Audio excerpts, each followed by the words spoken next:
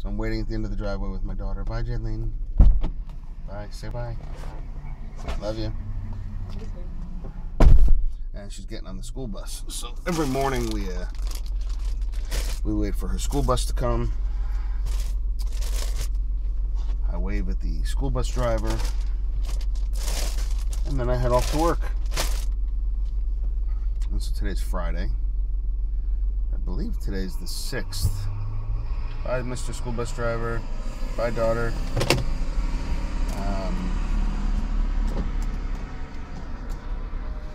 So yeah, I'll wait for the school bus down here. It's amazing. The bus picks her up like, you can see how dark it is probably. It'll lighten up as I drive. You'll just have to deal with it. But yeah, super early. She's on the bus for just about an hour, maybe a little more. She's the first official pickup that they make. I think there's one stop before her, but nobody ever gets on. So she's on that bus for a long time before she gets to school. To the point where yesterday she actually said, I think what I'm going to do is go out and try to figure out how to take Uber to school, and I'll pay for it myself, she says, because then I could sleep later.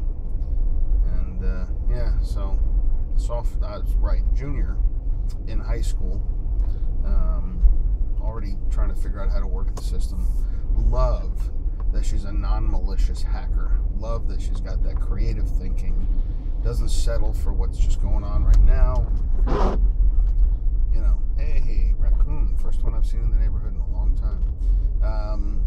Just doesn't, allow the norm to remain the norm and untested. And so that's kind of an interesting subject. I'm a pretty strong believer that everything has to go through a test. Whether it's the air you breathe, you walk into a place, and if you breathe air that is unfit for human breath processing, I don't know what the breathing, I guess, right?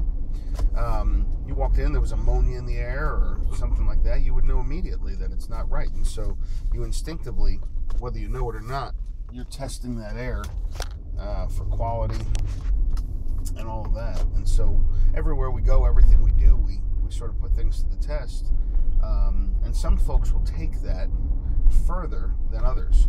And so a lot of folks will just live their life going from reaction to reaction, right? They get up in the morning, they're tired, they drink coffee to wake up. They get hungry, they eat. They drive, somebody pulls out in front of them, they hit their brakes. Whatever it is, it's reaction to reaction. And then there are other people, a different breed of people. I sort of aspire to be this more, but they wake up and they go from pro-action to proaction. Of course, there's plenty of reaction in there as well, but they're proactive and they do things to change their atmosphere. So they wake up tired, and they don't just look for the coffee.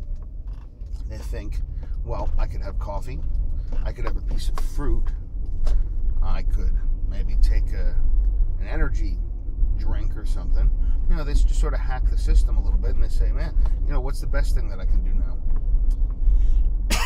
A good number of those people will take the easy way or the tasty way and maybe have a donut, something like that, right? Just get the sugar high.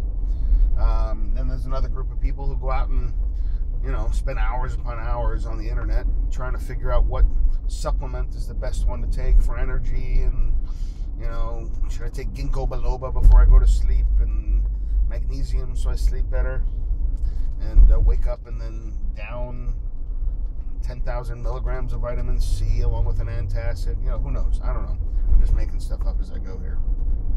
But so do you, here's sort of a question, do you go through life reactive or are you proactive? So a great example of that, if I am currently going to my job, which I am, and I do not currently like my job, which is not true, I happen to love my job, am I proactive about either changing the atmosphere that I am in or leaving the atmosphere I am in for a better atmosphere?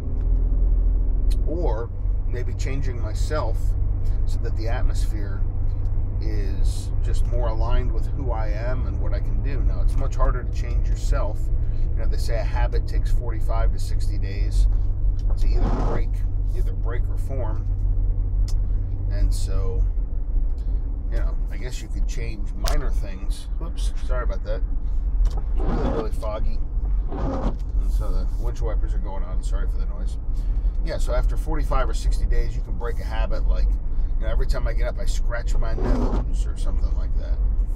And if you refuse to scratch your nose for 45 or 60 days, suddenly you'll be waking up and you won't be scratching your nose. It's really interesting. Every time I say scratch your nose, the windshield wipers will go on and make noise. And I wasn't sure if you could hear the word nose. So now I'm purposely delaying. Actually, I turned the windshield wipers off because the fog is no longer here. It was back there, but it's not here. So habits, you know, drinking coffee in the morning is an addiction and a habit, right? Maybe the way you get out of bed. Does your alarm go off? Do you hit snooze 10 times, or do you jump out of bed as soon as it goes off? Or maybe you're like me and you wake up 5 minutes before the alarm goes off and go, I just wish I could sleep until the alarm goes off, right? But you can change some habits, others you can't. They're just part of who you are. But are you going to that job, going to that place of work, and are you trying every day to make it a better situation there? You know, there are different ways that folks can tweak their work to make it better. One is, of course, pouring into those around you and making sure that everyone that you're working with, everyone in close proximity to you, is being blessed by things that you do, is being pushed forward and made better by things that you do. And a lot of times that comes right back. They do the same for you. They're, you know, maybe they're giving you a position that you really wanted because they see that you care for people, you're others-centered or others-centric, and just thinking about how they would benefit from your actions and your decisions. Maybe you go in and every day you take a process that you go through and you are simplifying it. Does the complexity of that process add enough value to your life, right? And so if it doesn't, can you simplify the process? It's another way of making things, just setting the wipers here. It's another way of making things better on a daily basis is just looking at everything you do and saying, what should I stop doing? I think Jim Collins, Good to Great or Built to Last, I forget which, shared that concept. It's called the anti-to-do list, or, you know, the to not do list, right? So you make a list of everything you do during the day. You spend, you know, a couple weeks just jotting stuff down. Make a master list. Every last step, every last form you fill out, every last thing you do, just jot down a little bit of information about it or collect it, put it somewhere where you can look at it. And maybe once a week, dedicate 10 minutes to going through that list and just removing things that add so much complexity to your life that they're not worth it. For me, you know, we're in a technical industry at my shop at Auto Drill. We have forms that we fill out for a lot of different processes that we do to make sure that we don't miss a step. And so we found over the course of maybe the past 2 years of implementing this, even there, that there were times where we ask a question on the front of the form, you know, when you're filling out the information about the customer and the job. And then 4 to 5 weeks later, when the job is being wrapped up, if it's a complex job, you know, we're filling out the bottom of the form and it asks the same question. And so why is that there? If the question was already asked in the beginning, did you do this? And the answer was yes. Why do I need to ask it again? Very simple example. So we started removing duplications. And it made our forms go a little smoother. It made everything just go a little faster, more efficient, right? And so every time we add a level of complexity to our process at Autodrill, we also try to take away one. As a business grows, what generally tends to happen is that the bureaucracy of the processes just sneaks in, and eventually you'll talk to any business owner who's been in business 15, 20 years, and a lot of times they say they long for the days when business was simple. They don't know what happened, but now it's complex and everything just takes so long. It's so much more difficult to get a simple task done. And that's because complexity likes to sneak in step by step. So it's a good thing. Try to figure out how to remove the unnecessary from your daily routine. That could be work, that could be home, that could be ministry, it could be working with a local nonprofit, it could be with your kids, with your parents, with your neighbors, yard work. Think of any subject you can. Recording videos on the way to work in the morning. It could be anything. Remove the complexity. So that's a big step in making things better for you at your shop, of course, or at your office, or wherever you go, in your salesman pocket, your car, whatever it is that you do. Just change the way you do what you do to make it more efficient, more enjoyable. Does the complexity add enough value? If the answer is yes, you leave it. If the answer is no, figure out how to change it.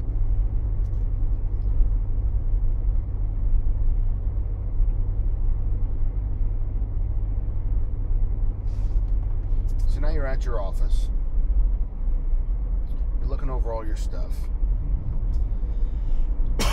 Excuse me. You're trying to figure out, what is it that I'm going to do to make today a better place, a better thing, more successful, more enjoyable, more kingdom-oriented, right? I want to do everything I can to the glory of God. And so what am I going to do to make sure that the hours that I spend standing or sitting behind a desk or doing whatever I do are both profitable, enjoyable, it's both is too, but profitable, enjoyable, kingdom-oriented, God-honoring, all that kind of stuff. That's really an individual thing.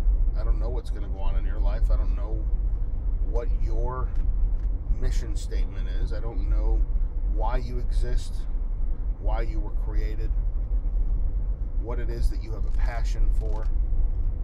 I will tell you this.